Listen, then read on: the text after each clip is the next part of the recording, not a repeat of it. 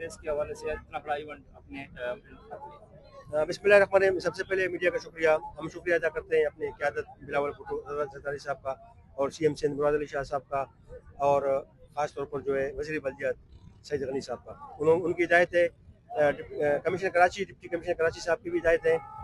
पाकिस्तान में अपने अवाम और अपने फ़ौज के साथ यकजहती के हवाले से जो 14 अगस्त के इवेंट्स हैं वो हुकूमत बनाने का 1 अगस्त से लेकर 14 अगस्त तक उस सिलसिले में मुख्तलिफ इवेंट्स जो है मंगोपीर में हम रख चुके हैं, जिसमें मलाकड़ा का एक बड़ा प्रोग्राम हुआ हमारे पास। फुटबॉल का जो है हमारे शायकीन है, और जो नॉर्वे से जीत के आए हमने उनको भी जो है ना इस्तकबालियत दिया मंगोपीर में, जो हमारे नौजवान अंडर 14 जो जीत के आए। उसके अलावा बच्चों में जो है फ्लैग डिस्ट्रीब्यूशन और बैच डिस्ट्रीब्यूशन, उसके साथ साथ जो है आज आपने देखा ये एक साइकिल रेस था। ये तसलसल है हमारे मुल्क, हमारे फौज की यकजहती के, हमारे मंगोपीर टाउन पूरे वेस्ट की तंजीम का मैं शुक्रिया अदा करता हूँ। डिप्टी कमिश्नर वेस्ट और हमारे साथ साथ रहते हैं, या फिर एडिशनल डिप्टी कमिश्नर वेस्ट वो हमारे साथ रहते हैं।